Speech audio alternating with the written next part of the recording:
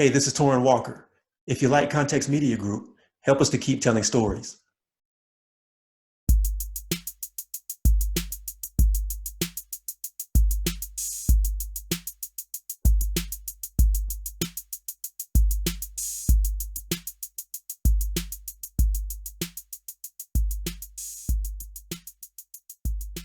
Hello, everybody, and welcome to the first Black History Month episode of Wednesday Wisdom. This is Torrin Walker, and I have a very special guest with me today. Dr. Trevon D. Logan is the professor of economics at Ohio State. He's the associate dean of the College of Arts and Sciences at Ohio State, and his focus is on economics, race, and applied science. So, Dr. Logan, how are you doing today? Thank you for joining me. Thank you for having me. I'm doing great.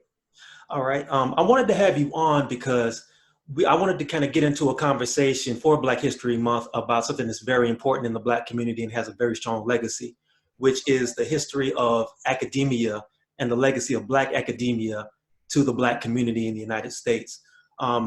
If you could give me your opinion, what would you give me as the brief rundown as the history of Black academia in the United States and the purpose of Black academia according to you?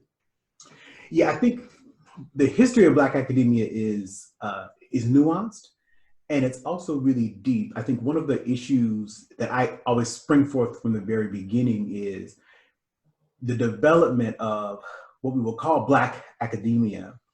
The Black Academy is itself a function of America's racist history and the desire for African Americans to be part of the broader knowledge production process, which is what is the part and parcel of what the Academy does. So at a real fundamental level, Blacks in the Academy have been fighting to be seen as sources of knowledge production writ large, right? So not just in respect to race, but in respect to anything, being as a group of people with the capacity to make contributions to our humankind knowledge base and understanding of truth. That's a very important point, because there is a school of thought that says that academia and knowledge should be bereft of anything that touches on cultural touchstones. There are a lot of Black academics who feel that way as well, and there also are a lot of academics who feel like, as African Americans and Africans in America, our history and our legacy in this country touches every aspect of our being, including our academic process. Do you think that there's a duty for Black academics to bring their cultural references and their cultural history into academia, or should it just be completely data-driven without any cultural reference whatsoever? Well, I always view that as sort of a false question, because it assumes that the people who are not Black don't bring their cultural references into the knowledge production process as well, right? And they certainly do. Mm-hmm. So the onus on us, when I teach economic history, I teach this great paper, which is about sort of, should we start quantifying history? And the point is, that's almost a foolish question because it's already there. Mm-hmm. The question is, how do we do it appropriately?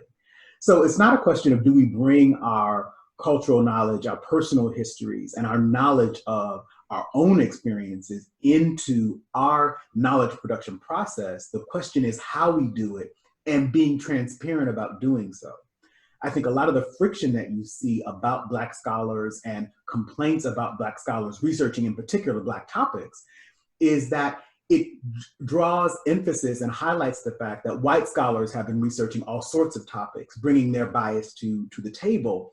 Mm-hmm. And a big part of the Black academic tradition is uncovering the sources of that bias, which have been disseminated as scientific.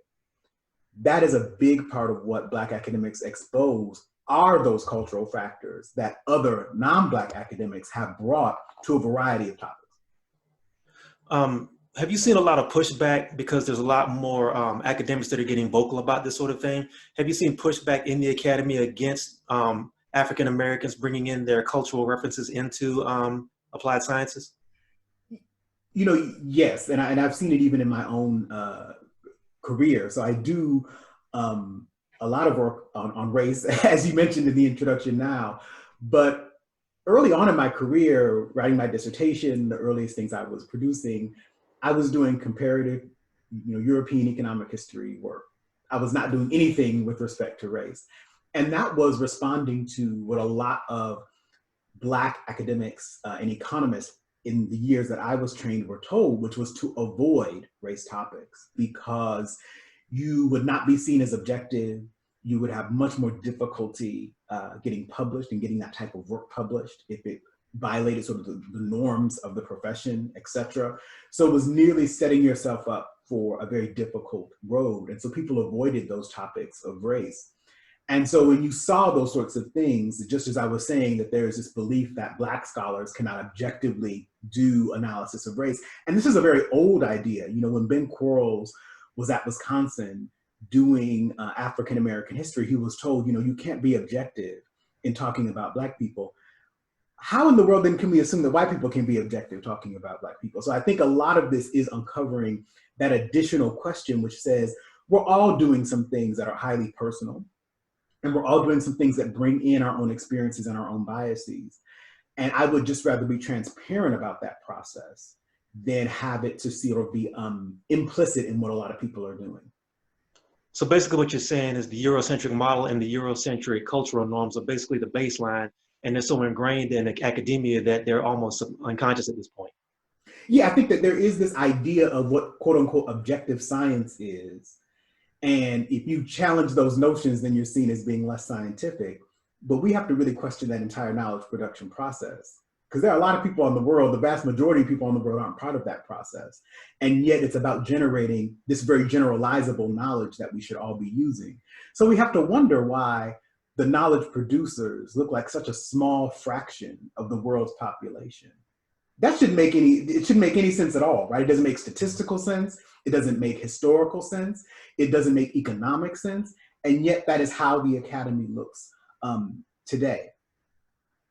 Do you think that there's going to be a move towards incorporating the cultural ideas and the cultural norms of African Americans and other people as well into the quote unquote received academia, or do you think there's always going to be pushback as long as the academy is majority white?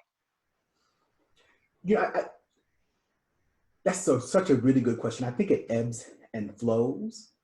The question is, and if you think about people responding to incentives, and so certainly there are strong incentives today to diversify the curriculum because we see now it's sort of blatantly obvious how skewed and biased that the curriculum currently is.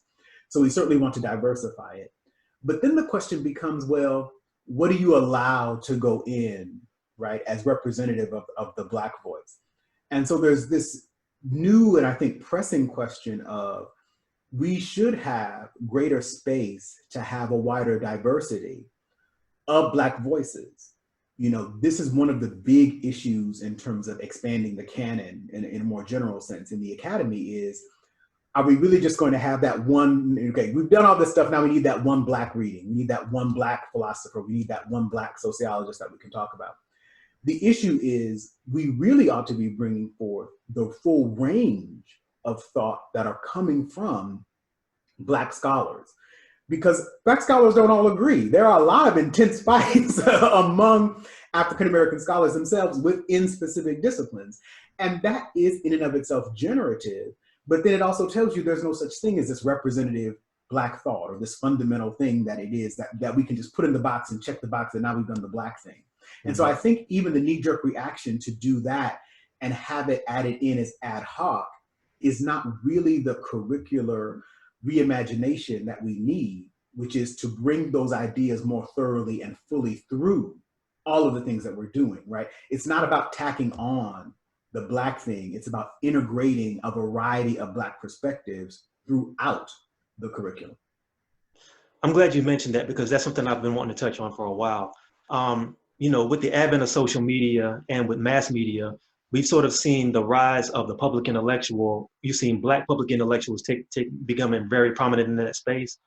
And among a lot of Black, newly minted Black public intellectuals, there seems to be this idea that only one person can be at the top at one time, and only one person and their point of view is the valid point of view. And they automatically create these groups of disciples around them because people are so thirsty, and students are so thirsty to see somebody who looks like them, that they don't really engage that much with what they're actually saying or even the scholarship that they're engaging with. They just are caught up in the idea that this person looks like me and they represent me. Do you think that there's a responsibility for Black public intellectuals who are getting popular to hold themselves accountable to an intellectual rigor and to be clear about what they represent and what their scholarship is? Yeah, I think there are two parts of that. The first is not everybody calling themselves a Black intellectual is an intellectual. And I really mean that very seriously. Not everyone with a PhD is an intellectual, and not everyone without one could not fall into that intellectual class. Sure. That is a specific skill set of bringing your, expertise and knowledge base, particularly in the public intellectual realm, to a variety of topics for broader consumption. Right? The pure scientist, in the way that we're thinking about it in the academy, is largely communicating with their peers, right? So you're thinking about publishing in journals you're never going to read as the public, going to conferences that nobody really who outside of the field is going to attend. People aren't just running around saying, I need to go to the American Physical Society meetings this year because they're going to really do some great physics. But that is where that scholarship occurs. That is really a peer group. That is the research that happens in the academy, the bread and butter of what we do. The public intellectuals' work is translational. It's taking that information, and they can be contributors to that knowledge base that I was just speaking about, and then making it broader and applicable to show how what is happening in this part plays a role in what's going on in our world more generally. That is a critical role, and we need to see African Americans in that role, being public intellectuals, driving intellectual discussions, because ultimately they do influence policy decisions that we make come out of those public intellectual positions, because people can really be seen as advocates for particular positions. Mm-hmm. But the first thing we have to ensure is that the public intellectual knows what they're talking about. And that doesn't just go for Black public intellectuals. There are a lot of public intellectuals out there, particularly across the entirety of the political spectrum, who just don't have a sufficient knowledge base to engage in the discussions that they're engaging in. And so the first thing we have to realize is we need people who are sharp, because I won't expect the public to know who is legitimately qualified to speak to some of these issues. Even if I were to disagree with their interpretations, understanding that they're competent enough to grasp the central issues that are there. That's the first critical moment, is we need to make sure we have people who are smart in those positions. And then second, I think good public intellectual work would take people who are interested in learning more specific information to those sources, translating them in a way that guides people to them, and can highlight the work of people who are not in that sort of public interfacing work. So a good public intellectual is always leaning on that intellectual knowledge base and drawing readers into that sphere, telling readers about that sphere. So it's not self-promotion as much as it should be about promotion of a discipline and a body of knowledge and research which speaks to those issues. So that, I think, is a critical sort of test that one can draw with the public intellectuals that are out there. Are they getting you and encouraging you to learn for yourself, right? I mean, that's ultimately what I hope an intellectual is doing, is encouraging people to read things for themselves, to truly be a vessel of empowerment to the public so that they can learn something. Do you feel like there is some tension amongst people who are influencers and people who are intellectuals and public intellectuals? Because sometimes from the outside looking in, it kind of feels like academia, not just Black academia, but we're just going to stick with Black academia, it tends to be an insular world because they're speaking a language amongst themselves, as you mentioned before. And there seems to be almost like a hoarding or a misunderstanding of how to impart information to the general public. And do you think there's a way to kind of like remedy some of that or make it a little bit more of an exchange? I do think there is fundamentally a tension there. And especially if someone who, has a great scholarly record moves into the public intellectual space, there is this response by those who are still very much wedded to the academy of that person is sort of sold out or they're chasing the money, these other sorts of things. I don't think that's particularly productive in a way to look at it. I think when people reach a platform that people are interested in the things that they have to say, we should all be celebrating because we exist freely as the academy to serve the public, but that doesn't necessarily mean that we always have the opportunities to really have intensive dialogue and discourse with the public. So we should seek out and we should be happy that there are people engaging in that work. It is not easy work to translate these things for the broader public. But at the same time, you have a group of people, and especially now with the advent of social media, who really want to be public intellectuals, but don't have, I would call the sort of typical vita. And it's not clear how we should think about new entrants into this area, people who are talking about a variety of issues. Once again, not just thinking about race topics, but everything from climate to other sorts of issues, public health, for example. And how do we know what we know? I remember a long time ago when I was an undergraduate, and it just seemed so fortuitous for me to remember this constantly, particularly in the world of social media. And it was a botany professor of all things. And he said, the future problem is not going to be information. We're not going to have information problems in the future. What we're going to have a problem with is knowing what information is accurate, what information is true, and what information is absolutely bogus and wrong. And so that is a big part of where some of this tension comes from when you see people wanting to be first to bring something to the public. And there's a lot of tension in that, but we have to really be very careful, particularly because I just think that as academics, we have a duty to really not mislead people and to not and to make sure that we're sort of guided first and foremost by empowerment and also just the principles of telling the truth, right? And seeking out the things for which there is empirical evidence, right? So that's what we ultimately ought to do as sort of a first step. And then second to that, though, it's hard to do that in this sort of really politicized social media world, right? I mean, this is, it's a marketing world. It's a lot of things that get captured in that can, I think, take people off of their goals. I'm glad you brought that up because that was going to be my next question. In the past couple of years, we've seen a lot of movement from the general public, because of social unrest, social justice, this whole concept of diversifying and inclusion in art and entertainment, that sort of thing. So you've seen a lot of academics who may have been obscure otherwise move into the social media sphere. And a lot of times because they've either been hired or they may have relationships with people in entertainment or in media or in other academia that doesn't really deal with Black academia or Black culture, they're moving agendas into the public. They have they feel like they're legitimate because they're being parroted by someone who's in the academy. And even when somebody who may not be in the academy says that, no, what you're saying may not be correct, there's this really strong tension and a lot of friction in the air because some of these people don't know how to respond to the public without being condescending. That's definitely an issue. We've seen some public examples of that where people who come from the academy have been dead wrong because they are so caught up in their ideology that they don't really care about informing the public outside of building a brand. Is there a danger in that?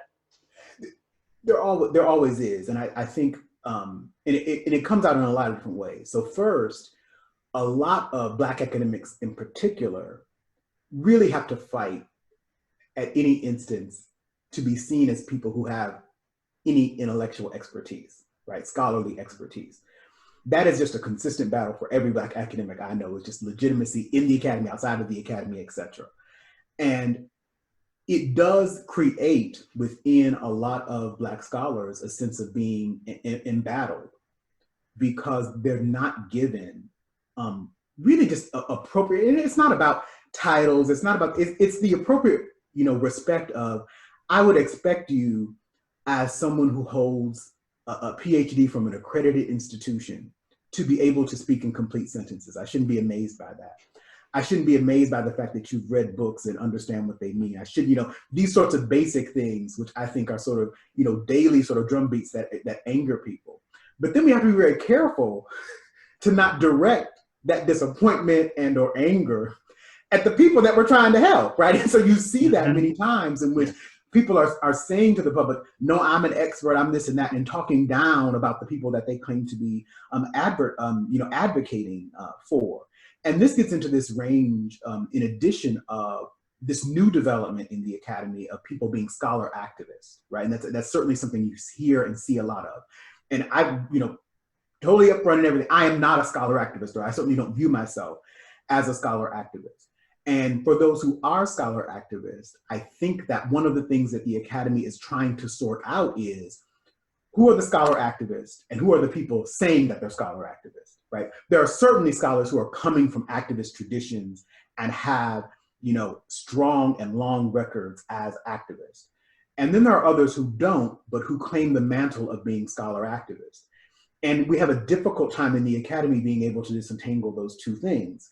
And then it comes up in many of these instances in which you're speaking about, in which people are speaking for communities of which they have limited information on, particularly on the ground. And I think that is one of the biggest parts where this scholar activist claim breaks down is your people on the ground need to be people who are going to vouch for the things that you're saying if you're holding to being the scholar activist. And we see some of that work brilliantly. Some people certainly have the credentials there, and others claim to, and they get into conflict when people from those communities are saying, you don't represent us. What are you talking about? Mm-hmm. And that becomes very problematic. Mm-hmm. Yeah, as you said, there seems to be, there seems to be this situation where people who have had to fight for respect within the academy, they automatically condescend to people who are not in the academy, who may be, they may not have the pedigree that they have or the degrees on paper that they have, but they're serving their communities better than some people in the academy are doing, at least on a different level. So it seems to be like there needs to be some sort of connection between people who are on the ground and even people who are in the academy who want to try to figure out how to build and be scholar activists, as you say, without condescending to each other, and it has to be lateral. Do you think that's accurate? I think it requires lateral movement. I think it requires a lot of outreach, and these are bigger issues that the academy has not been particularly well suited to do, right? We sort of sit on a campus and the students come to us, right? And you think about higher education, literally they come to you, right? You're in this place, you're on this campus, and that's where knowledge is produced and they go. But all of these campuses exist in communities, and now it's about time of taking that work out and interacting with the community and the people who are not going to step onto that campus. Mm-hmm. and ever take a class. How do you speak to those communities and do that work? How do you do this work in the community? And remember, at the same time, for any scholar, you still have a lot of expectations about the scholarly work that you need to do, the books you need to write, the articles you need to write, the grants you need to submit and get funded, etc. So does this become another duty? And then how do we do that well? How do we acknowledge it? How do we reward it in the academy? All of these are contentious issues. And then moreover, how do we really, in a very genuine way, make those connections between scholars and the community that are mutually beneficial, right? There are certainly things that scholars can offer to the community directly involved in their activist work. And then there are things that activists can offer to scholars, which can influence the way that they're doing their scholarship. This should be mutually beneficial. I think we have to address and acknowledge, though, that it's not something that just happens in an afternoon sitting around talking to some people in a focus group. Like, it really does take a lot of effort and work. And it's one of the reasons why, I would never call myself a scholar activist. It's not that I'm not active in my community. I don't do that with any hat as a scholar when I'm doing it. Mm-hmm. And I think that's another issue that comes out among Black academics. I don't know any Black academic who I would call my friend. I actually do know some, but I wouldn't call them my friends, who are completely disconnected, from the community. But the work that they're doing in the community, they're not doing it as scholar activists, right? So I think that's another set of this, is when you're putting both of those together, that is a different combination, and it can be quite fruitful. But I do think it has to be intentional, and it has to be done particularly with the spirit of humility coming from the scholar to the community. All right. Let's talk about scholarship for a second. There's been a lot of conversation in the past 4 years about what determines scholarship, and also what is valid scholarship and what is worth learning.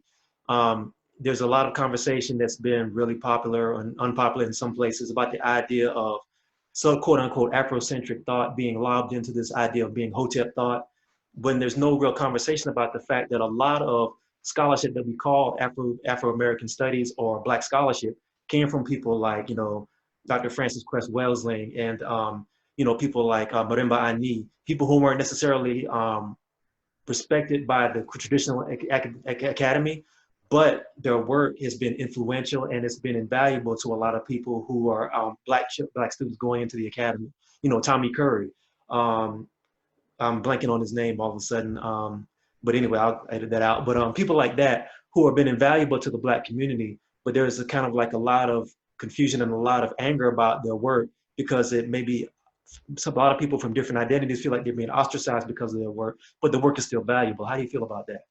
Yeah, this really goes to the heart of what I was talking about, sort of the diversity within the African American Academy itself. So if I'm looking within the range of Black scholarship, you would typically see, so you imagine what goes on, and I'm putting this in the political realm, but just to make this point, you imagine what goes on say, the news channels is, the Black Democrat and the Black Republican have this conversation, right? Mm-hmm.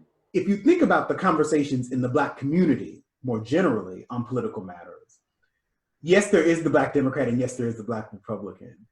But there also is the Pan-Africanist, and there also is the Black nationalist. And these voices are typically silenced in the media in the way that they portray these issues, right? So when we go to scholarship, it's very much the same thing, that there is a wealth of information that comes out from Black scholars that is feeding intellectually people in the Black community that is not necessarily highly regarded by Black scholars in the academy, or can be very controversial with other Black scholars in the academy. I think of that as an opportunity, once again, to introduce people who are interested in those things. You've read the ISIS papers, you've read these other sorts of things. Well, let's introduce you to a whole new range of thought, right? I mean, these are opportunities to explore. It's a beautiful thing when you really get involved in it, to explore all of the diversity of thought that Black people have produced. You like that. I say, okay, well, why don't you read some Hartman? Why don't you read some, let's expand this whole world so you can see all of the diversity of thought these Black people are bringing to understand the world. And then you see the beauty of the things that we're bringing to the table as an intellectual tradition. So that is one, I think, opportunity. When you see people hungry for that, there's a whole lot of additional work that we can, and as scholars, should expose them to, right? There are hundreds of different authors that we should expose them to on any sort of topic. But it is controversial because a lot of this work comes from people who are not necessarily coming from the elite, standard organizations and institutions that have been seen as the ones that, produce scholars of some renown. But the counterexample I always give to people about this is Du Bois's Black Reconstruction, which is now held as a landmark historical text.